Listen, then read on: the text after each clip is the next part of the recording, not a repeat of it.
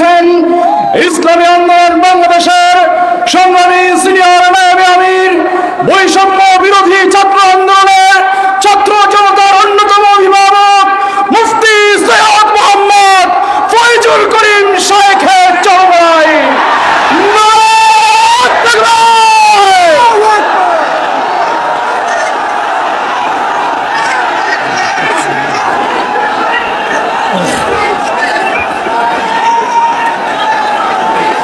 আসসালামু আলাইকুম ওয়া রাহমাতুল্লাহি ওয়া বারাকাতুহু।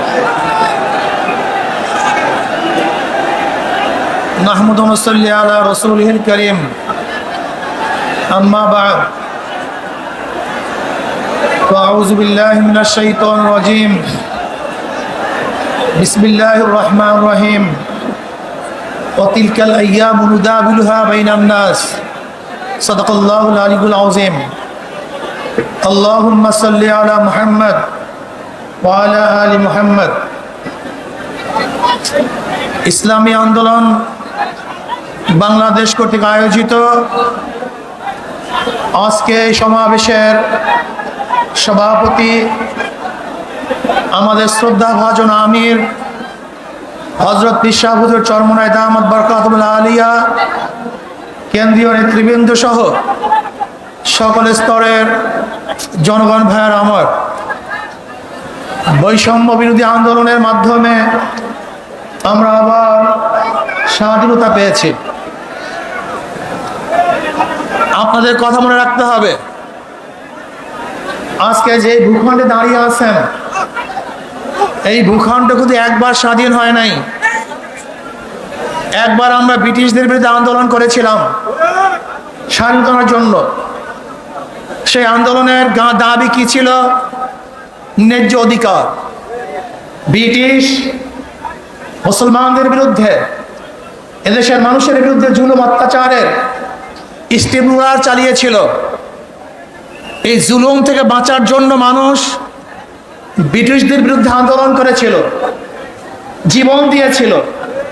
আপনারা জানেন, চাকরি চর থেকে শুরু করে খায়াবার পর্যন্ত এমন কোনো গাছ ছিল না যে গাছের মধ্যে একজন আলেমকে ফাঁসিতে ঝুলানো হয় নাই। লক্ষ লক্ষ মানুষ জীবন দিয়েছিল। এই বাংলার মধ্যে ৮০,০০০ মাদ্রাসাকে ভুলুণ্ঠিত করা হয়েছিল। দিল্লির মধ্যে ১,০০০ মাদ্রাসাকে নিশ্চিহ্ন করা হয়েছিল। হাজার হাজার লক্ষ লক্ষ মানুষ হিজরাত করতে বাধ্য হয়েছিলেন শুধু একটা আশায়, মানুষ শান্তি পাবে, মুক্তি পাবে। দেশ স্বাধীন হলো, ব্রিটিশ চলে গেছে, ভেবেছিলাম এবার মানুষ শান্তি পাবে, মুক্তি পাবে। কিন্তু না, আমরা দেখলাম মুসলমানদের বিরুদ্ধে ওরা আবারও ষড়যন্ত্র শুরু করেছে। মুসলমানদের অধিকার প্রতিষ্ঠিত হচ্ছে না, মুসলমান অধিকার পাচ্ছে না। আবার মুসলিম লীগের নেতৃত্বে এদেশের মানুষ আন্দোলন করেছিল, সংগ্রাম করেছিল মুক্তি পাওয়ার জন্য, শান্তি পাওয়ার জন্য, নিরাপত্তা লাভ করার জন্য। পাকিস্তান নামীয় একটা ভূখণ্ড আমরা পেয়েছিলাম, ভেবেছিলাম আমরা শান্তি পাবো, মুক্তি পাবো। পাকিস্তানের দুইটা অংশ, পশ্চিম পাকিস্তান, পূর্ব পাকিস্তান।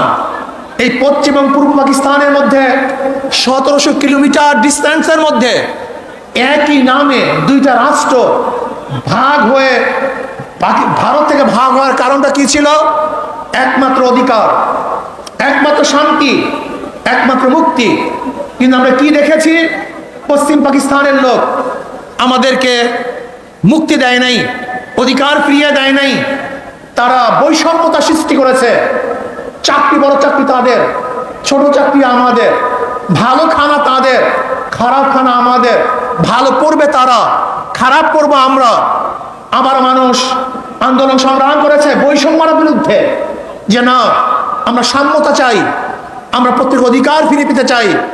এর জন্য দেওয়া হয়েছিল ৬ দফা, ১১ দফা, ১৮ দফা, ২১ দফা। মানুষের সেই দফার মধ্যে শুধু একটাই স্লোগান ছিল, আমরা মুক্তি চাই, শান্তি চাই।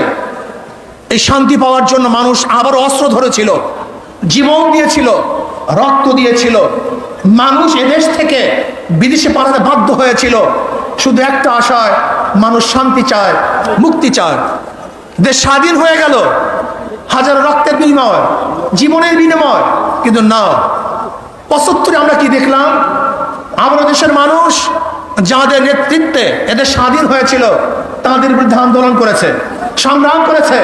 কারণটা কি?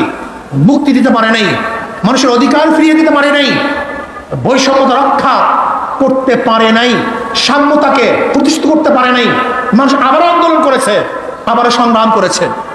আন্দোলন করলাম, সংগ্রাম করলাম, সরকার পরিবর্তন করলাম। আজকে দেশের স্বাধীনতার বয়স 52 বছর। এই 52 বছরে যারা এদের শাসন করেছে তারা একজন শাসক ছিল না, সবাই শোষক ছিল। যারা 52 বছর এদের শাসন করেছে তারা জনগণের কল্যাণে কাজ করে নাই, নিজেদের দল এবং নিজের কল্যাণে কাজ করেছে। এই 52 বছর যারা শাসক ছিল তারা মানুষের অধিকার প্রতিষ্ঠিত করতে পারে নাই, বরং নিজের অধিকার প্রতিষ্ঠিত করেছে, নিজের দলের অধিকারকে প্রতিষ্ঠিত করেছে। এরপরে আবার আন্দোলন হলো, এই 24 সনে আন্দোলন হলো। আপনারা আন্দোলনে শরীক ছিলেন, মনে রাখতে হবে বৈষম্য বিরোধী আন্দোলনের ছাত্রদের প্রথম ভূমিকা ছিল। পরবর্তীতে এই আন্দোলন শুধু ছাত্র ছিল না, এদেশের আপামর জনসাধারণ, পুরুষ মহিলা, শ্রমিক, কুলি, মজদুর, তাঁতি, মাদ্রাসার ছাত্র, স্কুলের ছাত্র, কলেজের ছাত্র সহ সমস্ত মানুষ ঝাঁপিয়ে পড়েছে। আমরা মাঠে থেকে সশরীরে নেতৃত্ব দিয়েছি, এই শেখ হাসিনার জুলুমের বিরুদ্ধে আন্দোলন করেছি। আমরা আবার স্বাধীনতা পেলাম, কিন্তু আমরা কি দেখলাম? যেই কারণে মানুষ স্বাধীন করেছে দেশ, যেই কারণে মানুষ জীবন দিয়েছে, কিন্তু আমরা দেখলাম সেই স্বৈরাচার খুনি শেখ হাসিনা বিদায়ের পরে আবার জুলুম, আবার অত্যাচার, আবার অবিচার, আবার আগুন, আবারও খুন, আবারও দখলদারি, আবারও চাঁদাবাজি। না, এই কারণেই আবু সাইদ রক্ত দেয় নেই, এই কারণেই মুগ্ধ রক্ত দেয় নেই, এই কারণে আমাদের হাজারো সংগঠনের ছেলেরা জীবন দেয় নাই, এই কারণে এদেশের মানুষ পঙ্গু হয় নাই, এই কারণে এদেশের মানুষ রাস্তায় ঝাঁপিয়ে পড়ে নাই। আমরা আগুন সন্ত্রাস বন্ধ করতে চাই, আমরা জুলুম বন্ধ করতে চাই। একটা চিহ্নিত মহল সুযোগ সন্ধানী তারা আবারও সমস্ত ঘাটগুলিকে দখলে নিয়েছে, সমস্ত প্রতিষ্ঠানগুলিকে দখলে নিয়েছে। না, দখলদারদেরকে আমরা দেখতে চাই না, খুনিদেরকে আর দেখতে চাই না, জালেমদেরকে দেখতে চাই না। যারা 52 বছর ক্ষমতায় বসে জুলুম অত্যাচার করেছে, দ্বিতীয়বার তাদেরকে আর ক্ষমতায় দেখতে চাই না। আমরা চাই এদেশের মানুষ মুক্তি হবে, শান্তি পাবে। এদেশের মালিক জনগণ, জনগণের সাথে সেই মালিকানা আচরণ করা হবে, জনগণের সাথে ভদ্র ব্যবহার করা হবে, জনগণকে শ্রদ্ধা করা হবে, সম্মান দেওয়া হবে। কিন্তু দেখা যায় কোনো অফিসের মধ্যে কোনো জনগণ যদি ঢুকে, মনে হয় যেন মানুষ আসে নাই, জানোয়ার এসছে। জানোয়ারকে যেইভাবে স্নেহ করে, একটা কুকুরকে ওদের বিছানায় উঠায়, একটা কুকুরকে আদর করে, একটা কুকুর করে নিজের হাতে খাওয়িয়ে দেয়, আর মানুষ রূপে আশরাফুল মাখলুকাতের প্রতি ওদের কোনো শ্রদ্ধা নাই, সম্মান নাই, স্নেহ নাই, মমতা নাই, ভালোবাসা নাই। এর কারণে এদের স্বাধীন হয় নাই। জনাবে মুহাম্মদ রাসূলুল্লাহ সাল্লাল্লাহু আলাইহি ওয়াসাল্লাম যেরকম ফতে মক্কার দিন ঘোষণা দিয়েছিলেন, আজকে কে আমির, কে মামুর, কে সাদা, কে কালো, কে কুরাইশ, কে নন কুরাইশ, কে গোলাম, কে মালিক, এর কোনো ভেদাভেদ থাকবে না। সবাই আশরাফুল মাখলুকাত মানুষ, সবার অধিকার সমান থাকবে। কে দল করে, কে দল করে না, কি আমার দল করে, কে অন্য দল করে, কে কালো আর কে সুন্দর, কে বড়লোক, কে গরিব, কে শিক্ষিত, কে মূর্খ, না, এরকম ভেদাভেদ আমরা চাই না। কে মুসলমান, কে হিন্দু, কে খ্রিস্টান, এই ধর্মীয় বৈষম্যতা আমরা চাই না। এদেশের প্রত্যেকটা নাগরিকের অধিকার সমান থাকবে। আমরা সবাই বাংলাদেশি, আমরা সবাই বাংলাদেশের নাগরিক। আর স্বাধীনতা এবং জুলুম নির্যাতনের ব্যাপারে একমাত্র গ্রান্তি দিতে পারে ইসলাম। ইসলামের বাহিরে কোনো নীতি আদর্শ সাম্যতা স্থাপন করতে পারে না, মানুষের অধিকারকে ফিরিয়ে দিতে পারে না। কাজে আসুন, আমাদের কর্ম শেষ নয়, আমাদের কর্ম এখনো অনেক বাকি আছে। সমস্ত মানুষের দ্বারে দ্বারে যেতে হবে, মানুষের সেবায় আমাদের আত্মাকে উৎসর্গ করতে হবে। ইসলামী আন্দোলন বাংলাদেশের প্রত্যেকটা মানুষের নিয়ত থাকতে হবে, আমরা একজন সেবক, আমরা জালেম নই। আমরা জালেমদের বিচার চাই, অবৈধ খুনের বিচার চাই, কিন্তু নিরাপদ লোক যেন কোনো অবস্থাতেই জুলুমের শিকার না হয় সেইভাবেও আমাদের খেয়াল রাখতে হবে। অন্তর্বর্তীকালীন সরকারকে আমরা ধন্যবাদ জ্ঞাপন করতেছি। মানুষ যেই আশা, যেই বুক ভরা আশা নিয়ে রক্ত দিয়েছে, জীবন দিয়েছে, আপনারা সেই আশা এবং আকাঙ্ক্ষা বাস্তবায়ন করবেন, সেই দিকেই তাকিয়ে থাকব। এবং আমি ছাত্র সমাজকে বলবো, অচিরেই আমাদেরকে আবার পড়ার টেবিলে ফিরে যেতে হবে, আমাদেরকে বড় বড় শিক্ষিত হতে হবে, আমাদের নিজেদেরকে করতে হবে। আমরা শুধু বাংলাদেশের নেতৃত্ব দেবো না, গোটা দুনিয়ার নেতৃত্ব এই বাংলাদেশের জনগণ দিবে ইনশাআল্লাহ।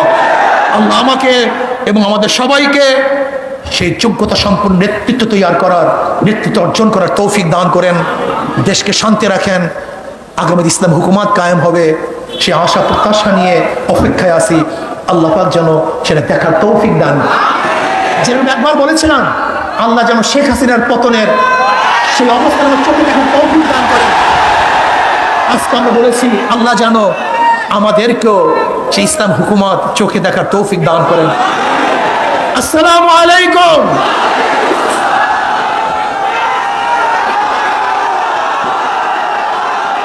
সমাবেত ভাই বন্ধুগণ,